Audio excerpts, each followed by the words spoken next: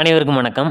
இந்த ஒரு வீடியோ பதிவில நம்ம எத பத்தி பார்க்க போறோம் அப்டின்னா, இந்தியன் ஆர்மில ஆஃபீசர் ரேங்க்ல ஜாயின் பண்ணக்கூடிய ஒரு ரெக்ரூட்மெண்ட் தான் ரிலீஸ் பண்ணியிருக்காங்க. இந்தியன் ஆர்மி மட்டும் கிடையாது.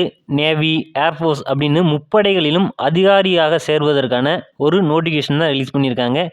ஏற்கனவே பார்த்தீங்க அப்டின்னா, நம்ம என்டிஏக்கான நோட்டிஃபிகேஷன் வந்து பார்த்திருந்தோம். இப்போ பார்த்தீங்க அப்டின்னா, இந்த நோட்டிஃபிகேஷன் பத்தி பார்த்துரலாம். அதுக்கு முன்னாடி நம்முடைய சேனலை சப்ஸ்கிரைப் பண்ணாதவங்க மறக்காமல் சப்ஸ்கிரைப் பண்ணிக்கோங்க. அந்த என்டிஏக்கான நோட்டிஃபிகேஷனுக்கான லிங்க் பார்த்தீங்க அப்படின்னா டிஸ்கிரிப்ஷனில் இருக்குது, மறக்காமல் செக் பண்ணி பாருங்கள். நம்முடைய வாட்ஸ்அப் அண்ட் டெலகிராமுக்கான லிங்க் வந்து டிஸ்கிரிப்ஷனில் இருக்குது, மறக்காமல் ஜாயின் பண்ணிக்கோங்க. ஒரு வீடியோ நம்ம அப்லோட் பண்ணுறோம் அப்படின்னா அதை முழுமையாக நீங்கள் செக் பண்ணி பாருங்கள். பகுதியிலே அதை ஸ்கிப் பண்ணிவிட்டு ஏஜ் லிமிட் என்ன, அதுக்கான குவாலிஃபிகேஷன் என்ன அப்படின்றத நிறைய பேர் நீங்கள் வந்து கமெண்ட் பண்ணுறீங்க. நீங்கள் ஃபுல்லாக வாட்ச் பண்ணுங்கள். வாட்ச் பண்ணிங்கனாலே நிறைய டீட்டெயில்ஸ் வந்து நீங்கள் தெரிஞ்சுக்கிற முடியும்.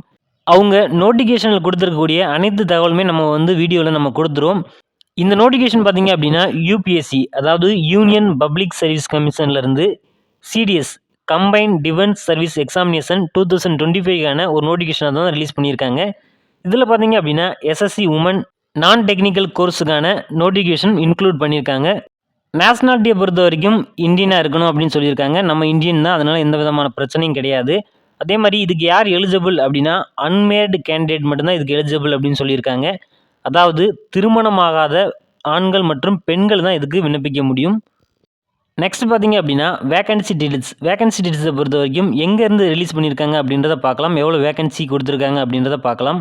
இந்தியன் மிலிட்ரி அகாடமி டெஹ்ராடூன்லேருந்து 160 கோர்ஸ் கமிஷனிங் ஜனவரி 2026க்கு பார்த்தீங்க அப்படின்னா 100 வேகன்சி வந்து கொடுத்துருக்காங்க.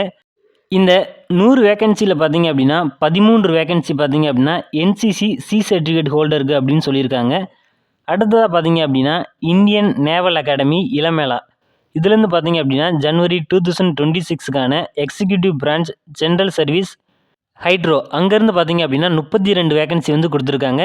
இந்த 32 வேகன்சியில் 6 வேகன்சி பார்த்தீங்க அப்படின்னா என்சிசி சி சர்டிஃபிகேட் ஹோல்டருக்கு அப்படின்னு சொல்லியிருக்காங்க.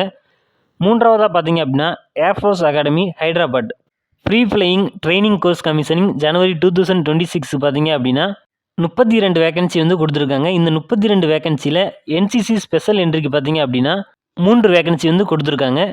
அடுத்ததாக ஆஃபீஸர் ட்ரைனிங் அகாடமி சென்னை மெட்ராஸ்லேருந்து பார்த்தீங்க அப்படின்னா 123 SSC man UPSC course commissioning பார்த்தீங்க அப்படின்னா ஏப்ரல் 2026க்கு 275 வேகன்சி வந்து கொடுத்துருக்காங்க. அடுத்ததாக ஆஃபீஸர் ட்ரைனிங் அகாடமி சென்னைக்கு பார்த்தீங்க அப்படின்னா 37th உமனுக்கு பார்த்தீங்க அப்படின்னா 18 வேகன்சி வந்து கொடுத்துருக்காங்க. டோட்டலாக இந்த ரெக்ரூட்மெண்ட்லேருந்து பார்த்தீங்க அப்படின்னா 457 வேகன்சி வந்து இருக்குது. நெக்ஸ்ட் பார்த்தீங்க அப்படின்னா உங்களுக்கான ஏஜ் லிமிட்டை பொறுத்த வரைக்கும் ஐஎம்ஏ, அதாவது இந்தியன் மிலிட்ரி அகாடமிக்கு யார் எலிஜிபிள் அப்படின்னா அன்மேடு மேல் மட்டும்தான் எலிஜிபிள். இதற்கான ஏஜ் லிமிட்டை பொறுத்த வரைக்கும் 2 ஜனவரி 2002லேருந்து 1 ஜனவரி 2007க்குள்ளே நீங்கள் பிறந்திருக்கணும். அடுத்ததாக பார்த்தீங்க அப்படின்னா இந்தியன் நேவல் அகாடமி, இதுக்குமே அன்மேடு மேல் மட்டும்தான் எலிஜிபிள். இதற்கான ஏஜ் லிமிட்டை பொறுத்த வரைக்கும் 2 ஜனவரி 2002லேருந்து 1 ஜனவரி 2007க்குள்ளே நீங்கள் பிறந்திருக்கணும். அடுத்ததாக பார்த்தீங்க அப்படின்னா ஏர்ஃபோர்ஸ் அகாடமி, இதை பொறுத்த வரைக்கும் 20 வயதுலேருந்து 24 வயதுக்குள்ளே இருக்கணும். ஏஜ் லிமிட்டை பொறுத்த வரைக்கும் 2 ஜனவரி 2002லேருந்து 1 ஜனவரி 2006க்குள்ளே நீங்கள் பிறந்திருக்கணும். அப்படி பிறந்திருந்தீங்க அப்படின்னா மட்டும்தான் இதுக்கு நீங்கள் விண்ணப்பிக்க முடியும். ஒருவேளை நீங்கள் கமர்ஷியல் பைலட் லைசன்ஸ் வச்சிருந்த கேண்டிடேட்டாக இருந்தீங்க அப்படின்னா நீங்கள் 26 வயது வரைக்கும் விண்ணப்பிச்சுக்கலாம். அதாவது 2 ஜனவரி 2000லேருந்து 1 ஜனவரி 2006 வரைக்கும் நீங்கள் விண்ணப்பிக்க முடியும். Officer training academy SSC course man பார்த்தீங்க அப்படின்னா இதுக்கு மேல் மட்டும்தான் அப்ளை பண்ண முடியும். ஏஜ் லிமிட்டை பொறுத்த வரைக்கும் 2 ஜனவரி 2001லேருந்து 1 ஜனவரி 2007க்குள்ளே நீங்கள் பிறந்திருக்கணும். அதேமாதிரி ஆஃபீஸர் ட்ரைனிங் அகாடமி விமன், இதுக்கு மட்டும்தான் விமன் வந்து அப்ளை பண்ண முடியும். இதற்கான ஏஜ் லிமிட்டை பொறுத்த வரைக்கும் 2 ஜனவரி 2001லேருந்து 1 ஜனவரி 2007க்குள்ளே நீங்கள் பிறந்திருக்கணும். அதே மாதிரி பார்த்தீங்க அப்படின்னா இதில் எந்த விதமான ஏஜ் ரிலாக்ஸேஷனும் கிடையாது. அவங்க கொடுத்துருக்கக்கூடிய அந்த பிட்வீன் கேப்பில் நீங்கள் பிறந்திருந்தீங்க அப்படின்னா நீங்கள் விண்ணப்பிக்க முடியும். இல்லை அப்படின்னா இதுக்கு நீங்கள் எலிஜிபிள் கிடையாது.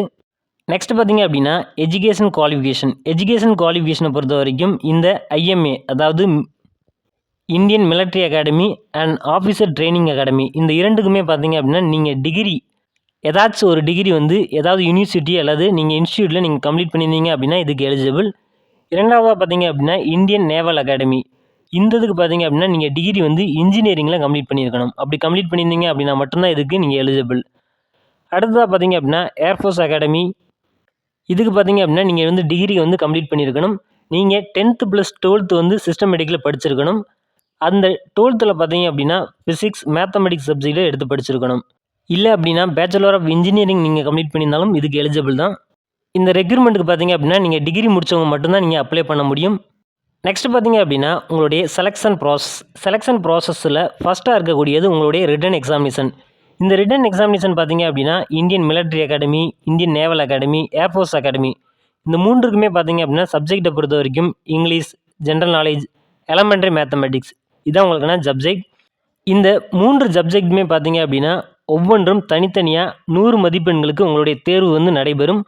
ஒவ்வொரு தேர்வுமே பார்த்தீங்க அப்படின்னா 2 மணி நேரம். இதான் பார்த்தீங்க அப்படின்னா Indian military academy, Indian naval academy, air force அகாடமிக்கான சிலபஸ். நெக்ஸ்ட் பார்த்தீங்க அப்படின்னா ஓடிஏ, அதாவது ஆஃபீஸர் ட்ரைனிங் அகாடமிக்கான சிலபஸை பொறுத்த வரைக்கும் இங்கிலீஷ், ஜென்ரல் நாலேஜ் வந்து கொடுத்துருக்காங்க. இங்கிலீஷை பொறுத்த வரைக்கும் 100 மதிப்பெண்களுக்கு உங்களுடைய தேர்வு இருக்கும். அதே மாதிரி ஜென்ரல் நாலேஜை பொறுத்த வரைக்கும் 100 மதிப்பெண்களுக்கு உங்களுடைய தேர்வு இருக்கும். ஒவ்வொரு தேர்வுமே பார்த்தீங்க அப்படின்னா 2 மணி நேரம் உங்களுக்கு வந்து நடைபெறும். இந்த எக்ஸாமினேஷனுக்கான சென்டர் எங்கெல்லாம் கொடுத்துருக்காங்க அப்படின்னா சென்னை, கோயம்புத்தூர், மதுரை, திருச்சிராப்பள்ளி, வேலூர் இந்த மாதிரியான டிஸ்ட்ரிக்டில் வந்து உங்களுக்கான எக்ஸாமினேஷன் சென்டர் வந்து கொடுத்துருக்காங்க. நீங்கள் நியர்பை டிஸ்ட்ரிக்டாக இருந்தீங்க அப்படின்னா இந்த சென்டர்ஸை சூஸ் பண்ணி உங்களுடைய ரிட்டன் எக்ஸாமினேஷன் நீங்கள் அட்டன் பண்ண முடியும். செலெக்ஷன் ப்ராசஸில் இரண்டாவதாக ரிட்டன் எக்ஸாமினேஷனில் எலிஜிபிளான கேண்டிடேட் பார்த்தீங்க அப்படின்னா ஃபிசிக்கல் ஸ்டாண்டர்ட் டெஸ்ட் வந்து நடைபெறும். இதை கம்ப்ளீட் பண்ண கேண்டிடேட்டுக்கு மூன்றாவதாக உங்களுக்கான எஸ்எஸ்பி இன்டர்வியூ இருக்கும். அடுத்ததாக லாஸ்ட்டாக பார்த்தீங்க அப்படின்னா இதற்கான ஃபைனல் மெரிட் இருக்கும். இதான் இதற்கான செலெக்ஷன் ப்ராசஸ். அதன்படி தான் அவங்களுமே ஃபாலோ பண்ணுவாங்க. அதே மாதிரி இதுக்கான எக்ஸாமினேஷன் ஃபீஸை பொறுத்த வரைக்கும் நீங்கள் 200 வந்து பே பண்ணுற மாதிரி இருக்கும். இதே இது நீங்கள் ஃபீமேல், எஸ்சி, எஸ்டி இந்த கேட்டகரியை சேர்ந்த கேண்டிடேட்டாக இருந்தீங்க அப்படின்னா நீங்கள் ஃப்ரீயாகவே அப்ளை பண்ணிக்கிற முடியும். இந்த ஒரு அப்ளிகேஷன் ஃபீஸை பொறுத்த வரைக்கும் நீங்கள் RuPay, credit card, debit card, UPI, net banking இந்த மாதிரியான ஆன்லைன் பேமெண்ட் மெத்தட் யூஸ் பண்ணி நீங்கள் தாராளமாக பே பண்ணிக்கிற முடியும். இதற்கு நீங்கள் எப்படி அப்ளை பண்ண முடியும் அப்படின்னு பார்த்தீங்கன்னா ஆன்லைன் மூலமாக மட்டும்தான் நீங்கள் வந்து அப்ளை பண்ண முடியும்.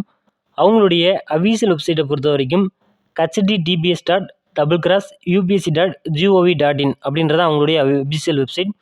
இதில் போய் நீங்கள் எலிஜிபிளாக இருந்தீங்க அப்படின்னா தாராளமாக விண்ணப்பிச்சுக்கலாம். இப்போதைக்கு இந்த அப்ளிகேஷன் பார்த்தீங்க அப்படின்னா கரண்ட்டில் ஓப்பனில் தான் இருக்குது. இதற்கான அப்ளிகேஷன் லாஸ்ட் டேட்டை பொறுத்த வரைக்கும் 31 டிசம்பர் 2024 வரைக்கும் இந்த ஒரு அப்ளிகேஷன் ஆன்லைனில் ஓப்பனாக இருக்கும். அதுக்குள்ளே விண்ணப்பிக்கிறவங்க இருந்தீங்க அப்படின்னா நீங்கள் விண்ணப்பிச்சுக்கோங்க. இது போன்ற பல்வேறு விதமான தகவல்களை நீங்கள் தொடர்ந்து தெரிஞ்சுக்கணும் அப்படின்னா நம்முடைய சேனலை மறக்காமல் சப்ஸ்கிரைப் பண்ணிக்கோங்க. அப்படியே ஆல் அப்படின்னு ஒரு ஆப்ஷன் இருக்கும், அதையும் மறக்காமல் செட் பண்ணி வச்சுக்கோங்க. அப்போ தான் நம்ம போடக்கூடிய ஒவ்வொரு வீடியோமே உங்களுக்கு நோட்டிஃபிகேஷனாக வரும். நெக்ஸ்ட்டு ஒரு வீடியோ பற்றி நான் உங்களை சந்திக்கிறேன். ஜெய்ஹிந்த். நன்றி, வணக்கம்.